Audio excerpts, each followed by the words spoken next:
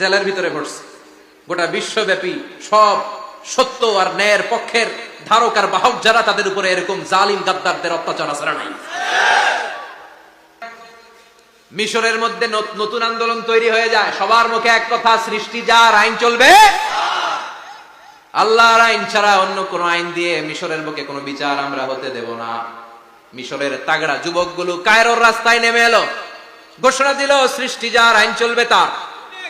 চোরের হাত কেটে দাও, ধর্ষকদের শাস্তি দাও জনসম্মুখে, ঠিক কিনা? দুর্নীতিবাজদেরকে আইনের আওতায় আনো।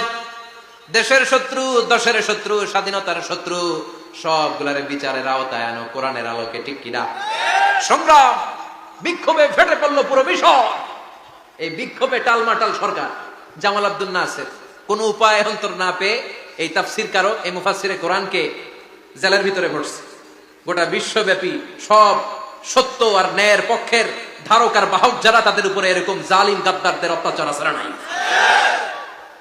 তাকে ফাঁসির কাস্টে ঝুলানো হবে। আদালত থেকে রায় দেয়া হয়েছে, মিশরের যুবকদেরকে এরকম আন্দোলনে ঠেলে দেওয়ার কারণে ডেথ পেনাল্টি, ফাঁসির রায় হলো। সাইয়েদ কুতুব শহীদের ফাঁসির দিন ঘনিয়ে আসলো। কারা কর্তৃপক্ষের নিয়ম অনুযায়ী যাদেরকে হ্যাঙ্গিং করা হয়, ফাঁসি দেয়া হয়, ফাঁসির ঘন্টা খানিক আগে ওই জেলখানার ইমাম সাহেব এসে তাদেরকে কালিমা পড়ায়। কি পড়ায়? আফদালুজ যিকরি লা ইলাহা, এই যে শ্রেষ্ঠ জিকির, এই শ্রেষ্ঠ জিকিরটা এসে পড়ায়। সাইয়েদ কুতুব শহীদের ফাঁসির কাস্টে দাঁড়ানোর 1 ঘন্টা বাকি। কয় ঘন্টা? In the meantime jail কোডের নিয়ম অনুযায়ী জেলখানার ইমাম সাহেব চলে এসেছে, এসে বললেন, সাইয়েদ কুতুব শহীদ, আমি আপনারে কালিমা পড়াতে এসেছি, পড়েন লা ইলাহা ইল্লাল্লাহ। সাইয়েদ কুতুব শহীদ বললেন, তুই আমারে কালিমা শিখাইস না, তোর কাছ থেকে আমার কালিমা শিখতে হবে না। এই কালেমা আমি খুব ভালো করে জানি, যে এই কালেমার তালিম দেওয়ার জন্য সরকার তোরে বেতন দিয়ে রাখে, ওই কালিমার ব্যাখ্যা করার কারণে আজকে আমার ফাঁসির মঞ্চে দাঁড়ানো লাগতেছে। চিল্লা এখন, ঠিক কিনা? একই কালেমার তালিম তুমি দাও, তোমার টাকার বান্ডিল দেয়, আর ওই কালেমার এক্সপ্লেনেশন, ব্যাখ্যা আমি সমাজে দিয়েছি, তাই আমারে ফাঁসি দেয়। তার মানে তোর কালেমা আমার কালেমা দুইটা আলাদা কালেমা, তোর কালেমা আমার কালেমা এক কালেমা না। চিল্লা এখন, ঠিক কিনা?